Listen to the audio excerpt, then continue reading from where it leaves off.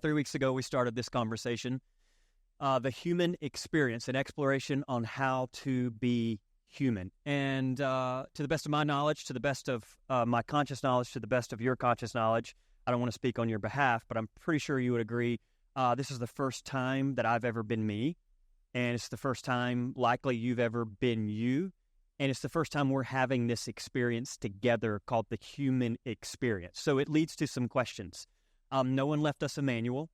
No one taught us how to be human. There was nothing given us like, okay, let me explain to you how this works, all right? So it leads to lots of questions. What is this experience we're having right now? Now, I know for some of you, this idea, this series has been like a bit existential. What I want to do today is I want to get into some of like the nuance of this human experience we're having. Now, this whole series kind of centers around lots of ideas. So I told you this, but I want to remind you, in this next few series of teachings, I want to talk about materiality. So blood, sweat, tears, wine, sex, all of the stuff that you would say is the human experience that we're having. But I also want to talk about like the materiality of it, but I want to talk about the spirituality of it as well, okay? So we're kind of blending those two ideas. So I want to talk about the body, where we've been since like last week, like our actual bodies. But I want to talk about what's behind our bodies, our hearts. You've probably even heard this word soul. Like we use that word so flippantly, but what is a soul? Can it be measured? Is it invisible? Does it have form? Is it formless? Talking about spirit, you hear someone say, man, they had a good spirit about them. Or you may have even heard this, they got a real good energy about them. Or maybe you even walked in this room and you're like, I don't know about this place. It's got kind of a weird energy, all right? Yeah. Great observation. Question, how does one determine that? What do you mean by energy? What do you mean by spirit? So we've been talking about that essence. Who are we? Like, are we this flesh and blood thing that you see? And the only problem with that is if that is who we are, then what happens when we die? Like when this goes, then are you gone? So these are the questions we're having, right? So we're going to talk about consciousness. Like, what is consciousness? You've heard that phrase. And then we need to talk about time. So is it true all we have is just whatever time we've been given here? Was there something before we're just not aware of? Will there be something after this human experience? And is that even how it works? And while we're at it, and we're going to talk about this next week, cannot wait. It's going to be so confusing yet amazing. Is time a thing? Like, or is it a social construct that we invented? Because I would argue there isn't even a such thing as time, okay? We'll get there. And if that feels like, whoa, I know, come back next week, okay? We talk about emotions.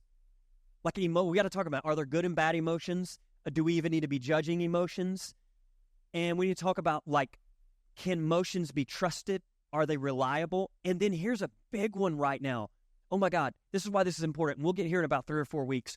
But we need to have a conversation about emotional maturity. Because it's really challenging when you see the previous leader of the free world tweet things like, I hate Taylor Swift. And I throw that out here again just to say this. And we try to be as nonpartisan as we possibly can be, but that has nothing to do with like politics. I'm saying this to you to say that is the fundamental picture of emotional immaturity. And like at a lowest level, what I expect from our leaders of the free world is a little bit of emotional maturity. Okay? You're dismissed. We good? All right? Like just a little bit of emotional maturity. So what if we could be that here in Mableton? What if we could be the people that actually walked with some sense of emotional maturity? So those are all the things we'll talk about.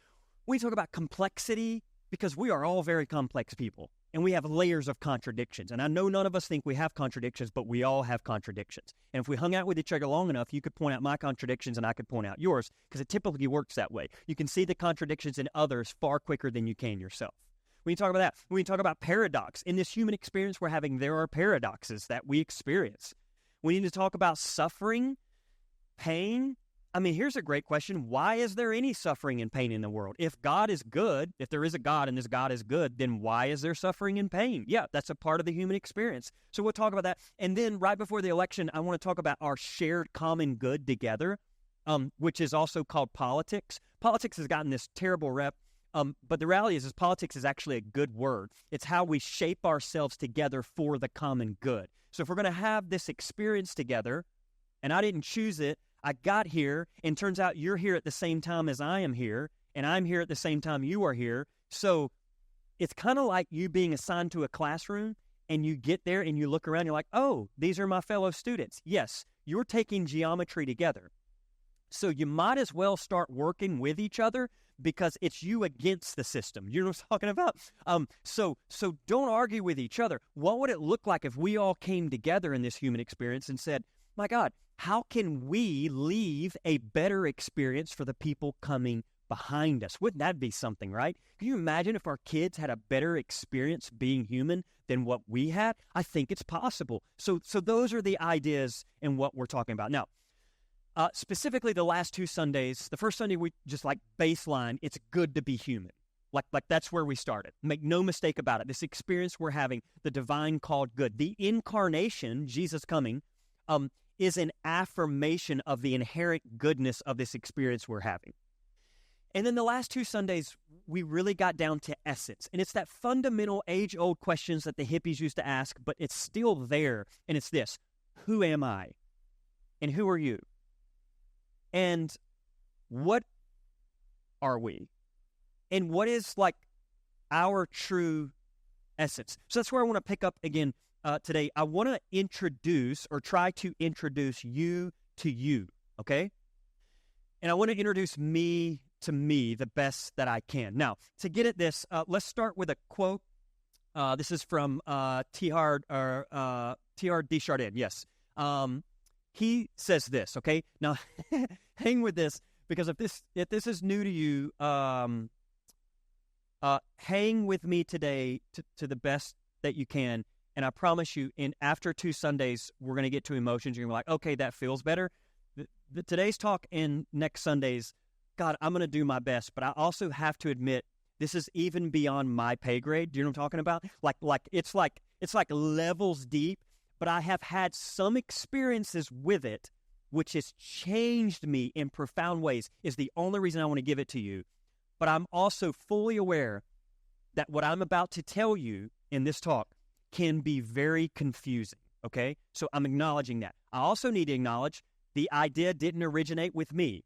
I also need to acknowledge the idea didn't originate with some of the people that I got it from. This idea that I'm going to tell you today has been around since writing has been around, all right?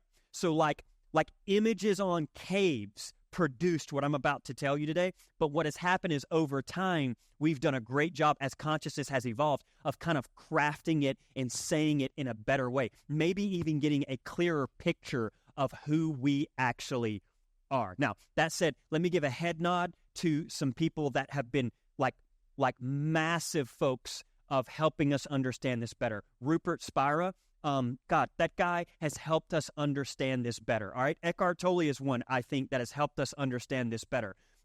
Personally, for me, Rob Bell, mentor of mine, his son Trace, I think they do a masterful job of helping us understand these ideas better, okay? So I'm basically not heading to my sources. I'm showing them to you. I'm telling you how and where it came from me. But even those folks, it has been passed down, okay?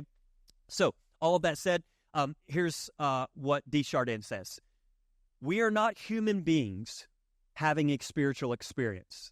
We are spiritual beings having a human experience. Now, that's it right there. If you're like, what are you talking about last Sunday and this Sunday? That. Now, for some of you, you can sit here and maybe just like give a yawn and we go, oh, that's cute. Great. Some of you may be like, it's just a play on words. And then there might be some of you, and this is who I'm talking to, that are like, whoa, if that's true, that changes everything. That's like a Copernicus shift. If this is true, that means for years I believed that the world revolved around me, and now all of a sudden I realize, wait a minute, I'm revolving around the sun, right? Like I'm talking like Copernicus type shift. You can imagine what happened to the human species when they realized all of a sudden, oh my God, we're not the center of the solar system. And then in a moment, they're like, wait, we revolve around the sun? That's the kind of shift that I believe is happening right now in the human species. I'm telling you, it's mind-blowing to see. And the implications we're going to talk about today. So when he says we are not human beings having a spiritual experience, we are spiritual beings having a human experience, then here's what he's actually saying. We are not our bodies. Okay? He's saying we are not our bodies, but we might be the awareness of our bodies. Okay? Are you tracking? All right? The body could very well be, if what he's saying is true, the body, this thing, is something coming and going from you, just like your thoughts are something coming and going from you. And if that is true, then the body is something happening within us instead of us being something that's happening in the body. How are we doing? All right? Okay. That's just a taste of where I'm headed today. And we got some work to do, okay? Now, I want to do it in the context of a story in the Old Testament because, well, we're in like a church setting and it's deep, ancient wisdom, what I'm getting at, all right? So here's a story that I want to read to you. If you didn't grow up in church, it's fine. You'll pick up on it real fast. If you did grow up in church, you could probably run circles around this story. It has loads of layers to it, and obviously you'll see I'm playing with some interpretations here, okay? You'll get that as we go through this. But let me just give you a little bit of recap, because what we're about to read is in Genesis 32. In the Old Testament, you have like three major players in the Israelite story. You have Abraham, Isaac, and Jacob. Isaac marries Rebekah, and Rebekah has two sons, Jacob and Esau. From Genesis 25 through Genesis 32, you have the story of Jacob and Esau. And you're probably familiar, if you grew up in church, with this story. They wrestle with each other in the womb. When they come out of Rebekah's womb, the writers say that Jacob is holding on to Esau's ankle because they're already fighting about who comes out first. And again, you have this beautiful picture of Jacob already wrestling with his identity when he's in his mother's womb. Because the firstborn always got the inheritance, the firstborn got the blessing. Like there's a lot to being the firstborn. And so there's this fighting, this sibling rivalry between the two that you find in the story. Jacob tries to steal the birthright of Esau by offering him a thing of stew. You probably remember that story. Apparently, Esau comes in from hunting and he's starving and he's like famished, and Jacob's like, I'll make you some soup, but you got to give me all the blessings that Dad gives you.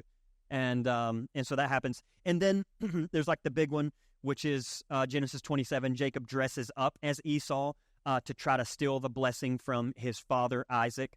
And Esau apparently was like a hairy man who was a hunter, and like you get the image. He's like a man's man. And then Jacob apparently was like pretty clean shaven and like dressed really well. So I love the ideas between the two. You read the narrative actually says this. So Jacob's like at home with mom, like, I think we're just going to cook. You know what I mean? Like, and then Esau's like, and so Isaac, the dad's like, he's like firstborn, like Esau's got it. And the mom steps in and she's like, Jacob, I need you to dress up like your brother, and I need you to go like deceive your father. And so there's this great moment in the text where he shows up to his dad, and his dad Isaac's like, who are you? And Jacob, the first declaration Jacob makes is he says, I am Esau. Isn't that fascinating? The first declaration Jacob makes about himself is a lie. He says, this is who I am. So you already see there's this whole story of identity. Now, let's pick up in 32. This is Genesis 32. That same night, okay, he's on his way to go apologize to his brother because he just stole the birthright. Time has passed. That same night, he got up, speaking of Jacob, he took his two wives, because one wasn't enough apparently, his two maids, and his 11 children, good Lord, and crossed the ford of Jabbok. He took them and sent them across the stream, and likewise everything they had. Get the image. Jacob sends his two wives, sends his entire entourage, and sends everything he has away from him. Here's why. because he's going to reconcile with his brother, and he's afraid his brother Esau is going to get revenge and kill him, so he doesn't want to lose everything. So he sends everything ahead, okay? And he sends it all, so probably what you get in the narrative, for the first time in Jacob's life, he is alone. All the things that he attached to are gone. All of his possessions are gone. His wives are gone. Everybody is away from him. He is alone. You ever been alone before? Like actually alone? You ever sat in a quiet room alone? I know many people that aren't able to do that. Because when you're alone, quiet, you begin to have these subtle realizations that all the roles and functions that I have played are not actually who I am. All the things that are happening around me are not actually a part of my identity. Because it's the moment those things slip away that you begin to get a clearer picture of who you really are. So Jacob was left alone. And then this is so fascinating. A man, doesn't give clarity, a man wrestled with him until, and there's a key word here, daybreak. So apparently Jacob's alone, and the image we're giving, and maybe it's like a metaphorical image, apparently he's alone, and he begins to wrestle with a man. The question is, who is the man? Is the man like God or the divine, or is the man his false self, who he thought he was? Is Jacob having a wrestling match with his own identity, like a crisis, going, wait, who am I? That's the picture you get. And the text says he doesn't stop wrestling until, check this out, the sun starts rising, okay? So it's a beautiful, my God, you could not paint a better picture. The sun's rising. You get the metaphorical image. There seems to be some type of awakening happening. He's rising to a new day. The sun is beginning to shine. He's having, you could call it an epiphany or an awakening, or he's waking up to a new day, a new way, a new essence, a new way of seeing himself. When the man saw that he did not prevail against Jacob, he struck him in his hip. And Jacob's hip was put out of joint as he wrestled with him. Then he said, let me go, for the day is breaking. There's your awakening again. But Jacob said, I will not let you go unless you bless me. So he said to him, what is your name? And he said, Jacob. That's the first time in the biblical narrative we get Jacob actually using his real name. First he said he was Esau. Now he says he's Jacob. It's as if he's getting a little more comfortable in his own skin. It's as if he thinks, I finally think I've got a grip on who I am. And that's where most of you probably are. Most of you are here and you're grown adults going, dude, why would you say this is complicated? This is very elementary. Of course I know who I am. And of course I walk through stages of not knowing who I was. That's a part of growing up. Yes. But here's what you're going to see. And this is where I think most of us are. This is where I think human civilization is, by and large, a good proportion of it. We think we know who we are. But what's happening is the human species, as I speak, are having moments of awakening where we realize this. Oh my God, I am not who I think I am. And you are not who you think you are. I know. All right. The story goes on.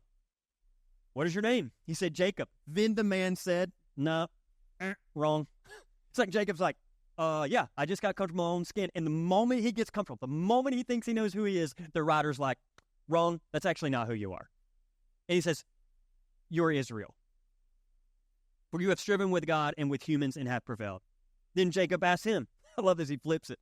Well, tell me your name. So great.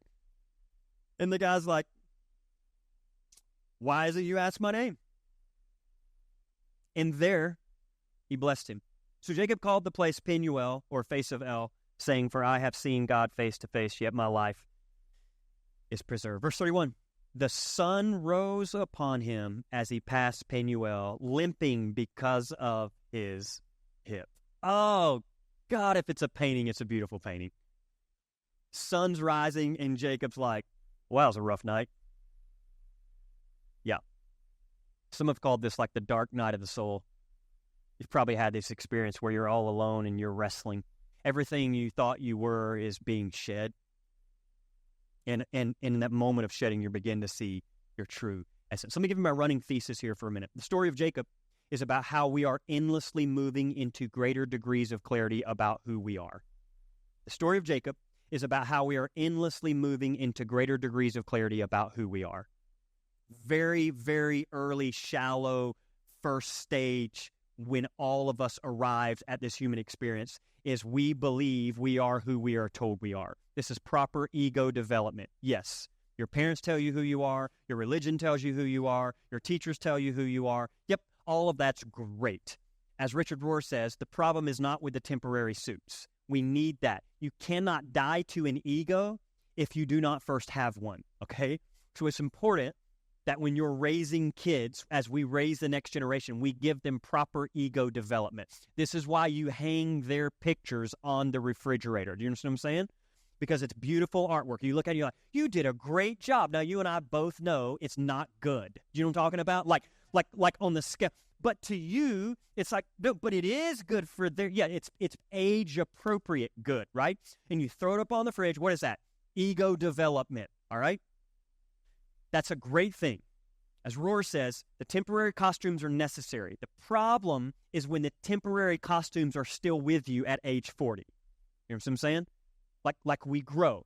So what you realize is you kind of start there. Who I am is who I told I am. That's Jacob. You are Esau. That's who he told he was. You need to be that person. But then he begins to grow, and what you find in this story is who he is who he thinks he is. Jacob gets comfortable with his own skin. And what he realizes is, actually, and this is what's so pivotal about this story, he's starting to have this awakening experience going, oh my God. My entire life, I thought I was just getting comfortable with this. Any of you know this? I'm 43 now. I am, okay? Hard to even say. 43. 43, and I have to tell you something. I don't feel 43. Now, I want to come back to that next week because I actually think that's telling us something. Most of you in here would agree with that. Most of you would say, yeah, I'm 61, but I still feel insert age 25, okay? There is a reason for that. It's because time is an illusion. Are we good? We're going to come back to that, all right? But 43, I feel like I'm just coming into my body.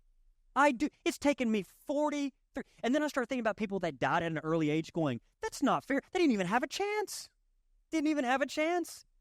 I'm 43, and I'm just now. And then I think about, we're still the generation that's living longer than any generation before us because we have penicillin and we have all these amazing inventions and we're learning things and science, and it's amazing. You go all the way back to Jesus' day, like 33, Jesus died as an old man. And then I'm like, how did they even have a chance? Guys, I'm like, and maybe I'm delayed, but at 43, oh my goodness, I'm just now like, I should just be graduating high school. Do you know what I'm talking about? Like I'm at that level of consciousness. And it's taken me this long to get here. I'm just coming into my skin. I'm just starting to settle down and realize, oh, I don't have to be anybody else. I'm good. I can be me. So for the first time in my life, I do my hair the way I want to do my hair. I used to do it the way other people did it. I look like, that guy's cool. How can I do it like that?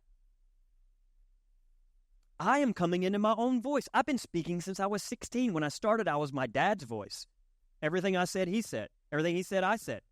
And then as I grew, I left him. I left the home, and I went to other speakers. I remember Andy Stanley's a master communicator. I mean, you all know North Point. And I literally am like, oh, my God. Like, you can hold the policies on him for a minute. That's a whole other conversation. But all I'm saying is, literally, there was a time where I was like, how do I mimic that guy? He's a good teacher. And then I went from him to like Erwin McManus. I'm like, hey, what a great teacher. And then obviously Rob came to my life. I'm like, I got to be like him. I've told you this before. How do I mimic that guy? But then over time, what I realize is all those are great. They are proper ways of develop. Yes, you need mentors and heroes, and that's how you find yourself. Yes, but along the way, at some point, as my friend Kent says, you have to slap the master, right? At some point, you got to go, enough of trying to be all these people that I admire. Those are great qualities that you desire, but you need to become your own person. Yes, most of you here would go right on. All I'm saying is we've arrived there, but what's happening in this moment right now is we're now waking up. And this isn't new. I'm not saying anything new, but it's happening on a larger scale now. Going, God, I thought just when I was getting comfortable that I was this. And now I'm realizing I'm not even this. Yes. Yes. You are not who you think you are. So it begs the question, then who am I? And who are you? And I would say, and here's the point today, you are the you behind who you think you are.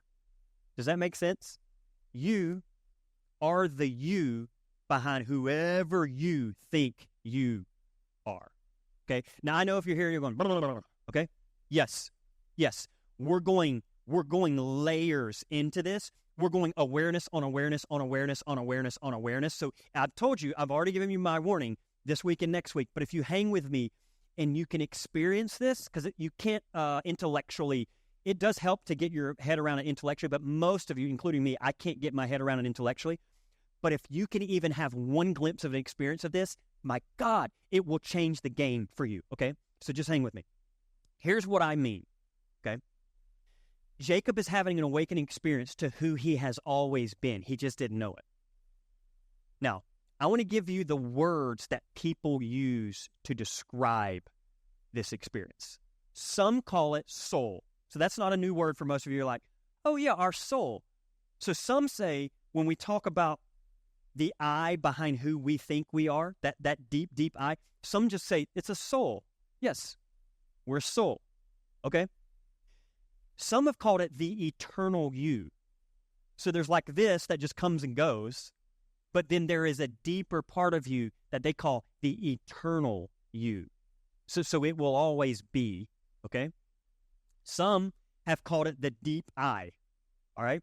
Some have called it, check this out, consciousness, okay? Some have called it, and here's one that I really like right now, it fits well for me, awareness.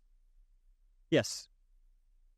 Some have called it identity or pure being. Some have said, you are not the human in the human being.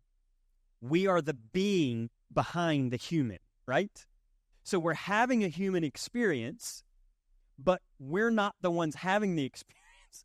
We are the person aware of the person having the experience. Are we good? All right. I know some of you are like, God, what drugs did you take for this talk? All right. No, it's going to be good. Okay. So hang with me for a minute. I am the I behind who I think I am. You are the you behind who you think you are. You are the being behind the human. You are simply I am. All I'm saying is, before you can say anything, I am this, I am that. Hold all of those other words. You simply are that. I am. I am. I am, you are. Any word, any adjective you put after I am is out, because you're not that. And if you attach to the adjective, it's only going to bring pain and suffering. You are. I am. Oh, by the way, it's a whole nother riff. Oh, God, there's this great story in the Old Testament where they ask, like, who should I say sent me, Moses? And the divine voice says, I am who I am. You see what I'm saying? I told you this stuff I'm teaching is so old. It's so old. I mean, even the Israelites back then are like, wait, what does that mean? It was like the divine was saying, just pure being. You can't. There is no adjective to attach to me. Then that would be an object. And that's why the divine keeps saying, don't worship false gods. Don't make any other idols. Why? Because the divine is formless. And if you create something in that image, in that moment, you begin to worship it. And the divine's like, no. There is no adjective. It's simply I am. And check this out. It was like a wink and a nod years ago going, and that's true for you. It's true for you. Okay. I want to break this down, and then I'm going to give you implications. Okay, are we okay so far?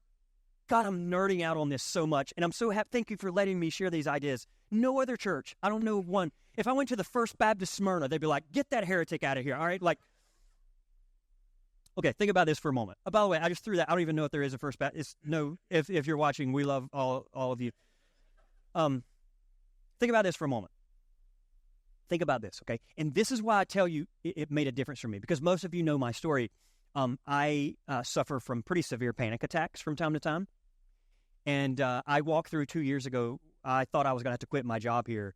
And actually, I literally was going to be like, Katie's going to have to work. We're going to have to move in with the in-laws. Do you ever have that moment? Do you ever have that moment where it rails so far out of control and you ruminate that you're like, oh, it's all gone? You know what I'm talking about? And then worst case scenario, can I tell you like one of my biggest fears? I told my therapist this, and I think she grinned because she was like, that's actually pretty funny. But I'm like, oh my God, if my panic attacks keep happening, then I lose my job because I can't communicate, because I can't leave the house, because I leave the house, they happen. And then that means all the pressure is on Katie to create some kind of income. We obviously couldn't pay our mortgage, so then I have to move in with my in-laws and stay in the basement. And then at some point, they're going to get tired of this guy just mooching off of us because he can't work, because he can't. And then I'll try to file for disability, but then, like, the way it works is I'm Social Security exempt, which is a whole other thing. It's a minister thing that happened a long time ago that I have control over, so I don't actually get, and so I'm in a real pickle, you know what I'm talking about? And so all this happening, and then I'm like, and then I'll lose my car, and I'll end up in, like, one of those, like, 1978 Honda Accords down by the bridge, by the river, lost everything, and I'm like, my God, what has happened to me? Yes, that's called rumination, okay? And I shared this one time with my therapist, and it was amazing the way that she looked at me like, look at your mind go. And she was so kind. She was just like, isn't it a beautiful thing? She's like, just look at it run. She's like, you got such a great, strong mind.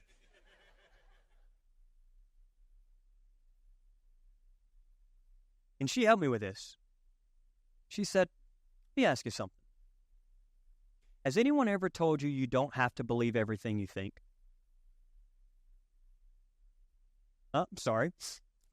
No, but I know geometry. All I'm saying is in our education systems, oh my God, you all, some of you are teachers, you work so hard. Can we get more classes on how to be human? Do you know what I mean? And even in church, this is why I'm teaching this. God, you come in here and people talk to you about the strangest theology that's never going to make any difference in your life. I'm interested in what it means to be human, because this is where I'm at right now. So for crying out loud, can we have a conversation on this experience we're having called being human? She said to me, you don't actually have to believe everything you think. And I'm like, well, there's a thought that I believe. She said, thoughts just come and go. She said, part of your problem is you just keep attaching to every single thought that comes in your head. I liked it and didn't. You know what I mean? I'm like, get out of my space. It's like, you're paying me. I'm like, oh. And she said, let's talk about your anxiety. Tell me about it. And I said, well, honestly, I'm feeling pretty anxious. I said, I'm anxious right now. She said, stop. Are you? And I was like, oh, she's going to pull one of those little mind games on me. Yeah, I'm anxious. She said, no. She said, I want to invite you into something. I want to invite you to change your language. What do you mean? She said, you're actually not anxious. You are experiencing some anxiety. But if you say you're anxious, you've now attached it to who you are. She said, I would argue that you're not anxious. You are the awareness that is observing your anxiety. And then she said this, and check this out. Your awareness isn't anxious. Your awareness is just watching the anxiety. And I'm telling you, I hope you get this. Like that, I love our series graphic. Haley Zorzi and them made our series graphic. And I love that it's like a head opens. And that, yes, that. Because I'm telling you, I sat in that office going, it was like my head went, yes, that's it. That is it. There is a part of you that is aware of your anger, but that awareness is not angry. Are you trying? God, I hope you get this. All I can do is give it to you, and then you do whatever you want with it. There is a part of you that is aware of your fear, but that part of you is actually not fearful. There is a part of you aware of your anxiety, but that awareness, that part of you, is not actually anxious. So here's what that tells me. There is a part of you and a part of me that is able to observe our experience without becoming the experience. Rupert Spira said it like this, okay? Let me give you the way he words it, and maybe this will help, sometimes bringing in other language. Here's what he says. Who am I really? Am I the thoughts, feelings, and sensations that I am aware of? Or am I the one who is aware of them? Isn't that a great question? Because should I repeat it? Am I the thoughts, feelings, and sensations that I'm aware of? Or am I the one that is aware of them? It became obvious to me, this is him speaking, that whatever it is that knows our thoughts and images is not itself a thought or image. What is that? It is simply that which is aware. It is our self, the deep I, whatever language you want to give, consciousness, our true self. It is awareness or consciousness of self.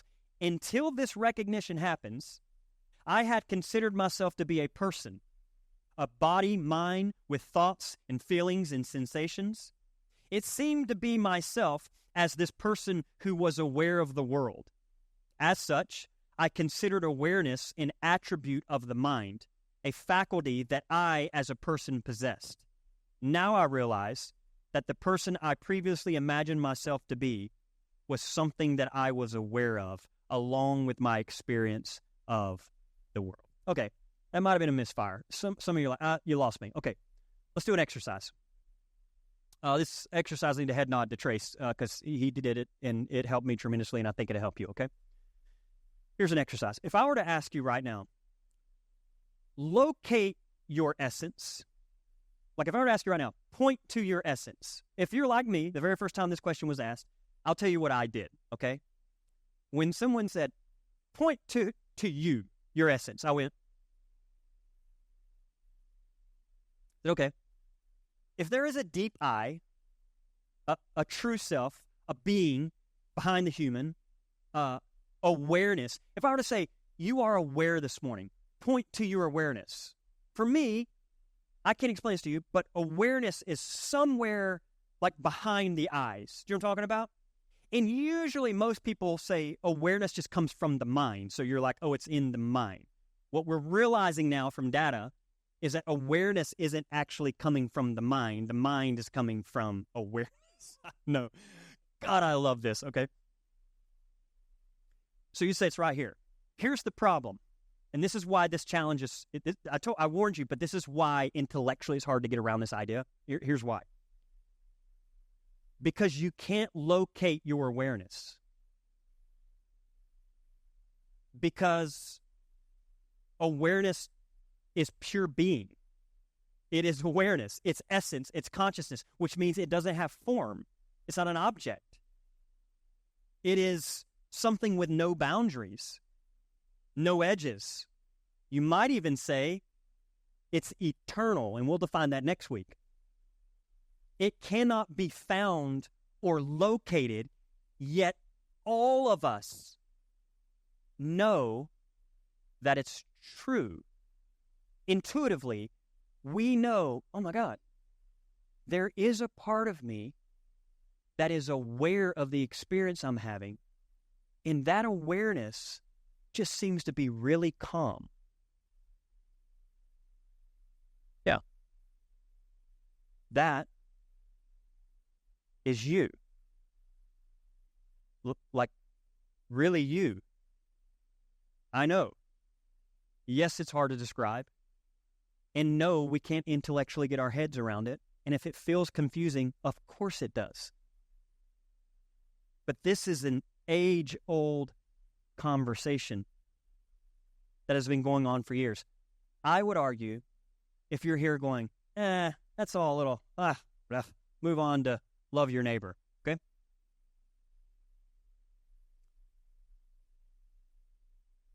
Perhaps the reason that it feels so foreign is because, check this out, it's actually, what is the word I want to use here? It's so close that it feels brand new. Because all we've done as humans is overlooked it. Maybe I'd word it like this. Rupert Spire again said it this way. Awareness, whatever word you want to use, deep I, true self, essence, who you are, is closer to us than our breathing. Our innermost thoughts or most cherished feelings. In fact, it is not even close to us. It is what we essentially are. It is overlooked precisely because it is so intimate and familiar, not because it is remote, unknown, or inaccessible. I hope you get this. You can't see it because it is the seer. And you can't observe the seer. You can't observe the observer, all right? That's what we're talking about. Layers behind layers of everything we feel, touch, taste, see, all of those things. There is something, someone back there watching it all unfold. And whatever that someone, something is, cannot itself be observed because it is the one doing the seeing and observing. Have we lost our minds? Are we confused yet? Okay? Yes. This is who I believe these writers in the biblical narrative are trying to point at to say, yes. Yes. That's the best we have. You are not a human being having a spiritual experience. You are a spiritual being having a human experience. If this is true, and it's just a thesis, it's just a hypothesis, if this is true, and I've had one or two experiences with it, if it's true, the implications will change everything. Let me just give you one example of how it changes implications. For most of my life, I have lived at the mercy of whatever I'm thinking, or whatever I'm feeling, or whatever I'm experiencing. Oh, God, I am the worst at this. Katie, I don't know how she's lived with me as long as she has. I'm telling you, a small sore throat to me feels like I'm dying of dysentery on the Oregon Trail. Do you know what I'm talking about? You remember the Oregon Trail? Played that growing up. And I'll literally look at Katie and be like, I'm dying. She's like, it's a scratchy throat. Get over yourself, all right? What's happening there? I'm just telling you. Attachment. Attachment.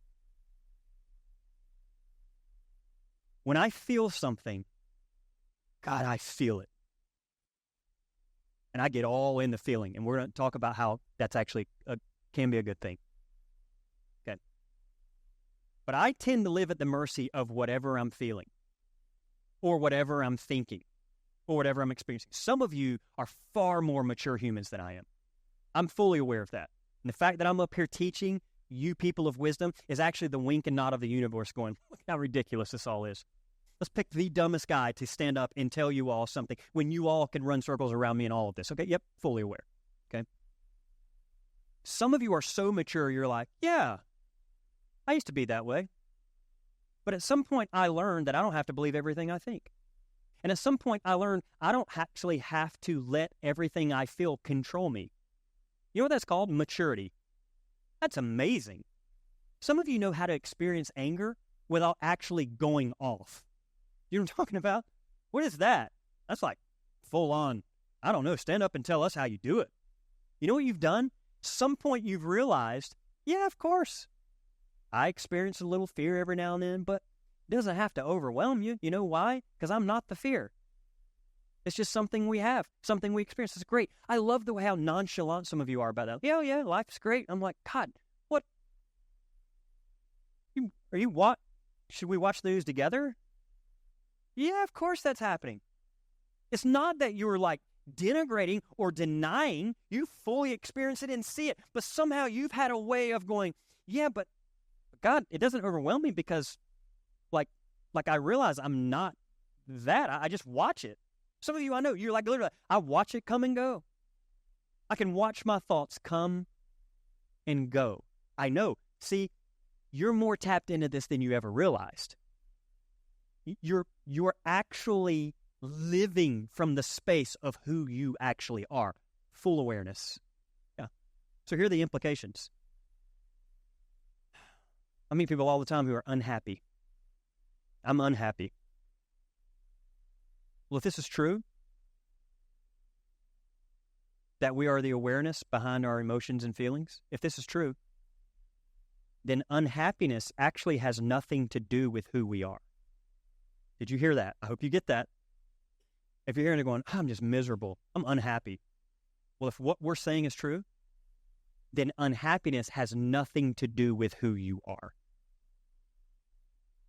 I know. So here's, I'm just super anxious. Yeah. Well, let's go to lunch together. What if we spiraled with each other? God, I'd love that. Nothing would thrill me more. You say something, you'd be like, God, where my life's going, I got you beat, one more. And we just keep going down the spiral until we walk out in utter cynicism and just like, God, the world's ending, right? Like, yes, yes, yes, yes. Okay. No. The implications of what we're talking about is you begin to realize, oh, wow, my anxiety has nothing to do with who I am. It's not a denial of what you're feeling. No, you feel it. But you're just at a place where you realize that has nothing to do with who I am. Wow. Okay. I am angry. If this is true, then anger is something happening within a larger sense of yourself. Before, was my thoughts, emotions, and reactions. And now I am the awareness behind them. I want to say this, and I said it last week, but I want to say it again. I'm not erasing or denying the human experience. They are real. The things you feel are real. But you can see them coming and going within your larger space of awareness if you get this. And what you realize in that moment is, yes, we're still feeling all of this. And all of this is true. But what you begin to realize is these things are just coming and going. My thoughts are coming and going, and somehow I'm aware of them. And that is also true for everything, including your body. Check it out. You know this. It will go too. It came, and about the time we get comfortable, somebody will knock on our door and be like, you ready? No, I'm not ready. I'm never going to be ready, by the way. Is it ready? Ready? I say that. I told a friend the other day, they're like, are you still like terrified of death? Because they knew about my death anxiety. Like, are you still terrified of death? I was like, what an odd question over lunch. And I'm like, it's weird. 43, I'm starting to become less terrified at death and more excited about it. And then he looked at me and he's like, what an odd response. I'm like, right? Is this not a weird, trippy thing we call life? I met someone the other day. They were like in their like mid-70s, and they're like, dude, I don't know how to tell you this, but that's just how life works. You're like really terrified for a while, and then all of a sudden you're like, and then when you get like you've lived your life, you get toward the end of it, and you're like, God, I'm exhausted. Can I go now? Like, wait, you look forward to it? They're like, oh yeah. I'm like, wow. It's not that they want to leave, but they're just like, can we've done this now for 75 years. Can we do something new? Yes. Yes. That's it. And our bodies will come and go just like our thoughts will come and go. And all I'm offering you is this. There will still be something there when the body leaves. And all I'm saying is maybe that something is your awareness, your consciousness, your soul, your deep I, whatever you want to call it. Okay. How about we close with let's close with a Rohr quote.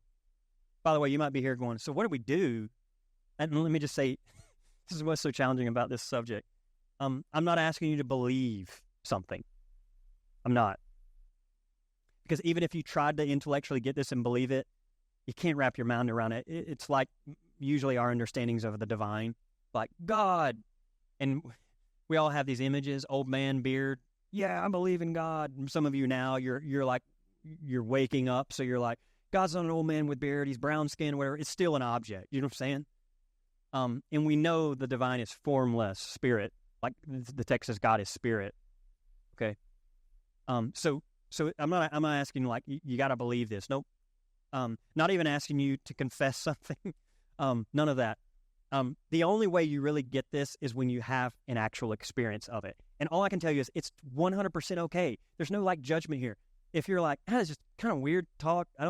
It's great, good for you, but I'll be glad when this is up. I don't take offense to that at all. You know why? Because I am not my teachings. You know what I'm saying? I am the awareness of my teachings. All right? And I also want you to know it doesn't offend me because maybe the teaching wasn't for you. Anytime I meet someone who's like, God, that was awful. Sometimes Katie will literally get in the car. I just want you to know who you're dealing with. She'll be like, worst talk you've ever given. And I'm just like, oh, dear God, let's go to lunch, all right? Like, but I don't, I'm just like, okay, yeah, of course. And then I will literally say to her, well, that's because it wasn't for you. You know what I mean? I was talking to somebody else. And to somebody else, it wasn't the word, right? So you just, you pull back the layers. Now, all I'm saying is there's no, like, confession here. Or you got, all I'm saying is this is the only, one of the few talks I give them where you have to have your own experience of it. And all I can give you is some intellectual framework with a little bit of form to go, this is what I think I'm talking about, but I'm not even sure about that. Yep. And all I'm saying is maybe some of you are here and you're like, you're going to go through this whole thing going, weird, don't get it, don't understand it. Move on. Okay, great. But I will say this. Maybe that's what happens to all of us when we die. Maybe that is what happens to us. Maybe it's what that writer says. Death is nothing but a shedding away of everything we thought we were. I mean, any of you all fascinated about the death experience? I want to sit there going, watch it go. And then all of a sudden you're here and you're like, oh, here it goes. And then at some point, just like a thought, your body leaves you. And yet, the awareness is still fully present. I know. Yeah, I know. Roar said it like this, and we'll close here. You guys have been great. Thanks for indulging this. Next week on time, and then we'll get to the good stuff. He said this. I promise you, and Roar doesn't make a lot of promises, so I'll lean in. I promise you that the discovery of your true self will feel like 1,000 pounds of weight have fallen from your back. Yes. Yes. You will no longer have to build, protect, or promote any idealized self-image. Living in the true self is quite simply a much happier existence.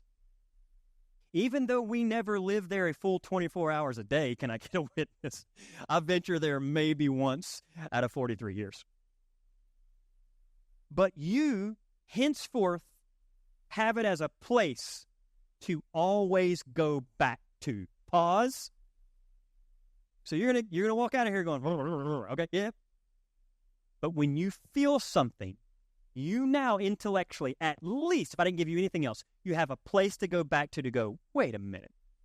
Maybe I'm just the awareness of that experience. Yep. You have finally discovered the alternative to your false self. You are like Jacob, awakening from sleep and joining the chorus of mystics in every age. When he said, the divine was in this place, and I wasn't even aware of it. You were here all along, and I never knew it. Jacob then carries the presence with him wherever he goes. What was first only there is soon everywhere. Yes. I hope you experience your true self. Next week, I just want to talk about time. Because if this is true, then it changes the entire dynamic of this experience we're having as humans that we call time.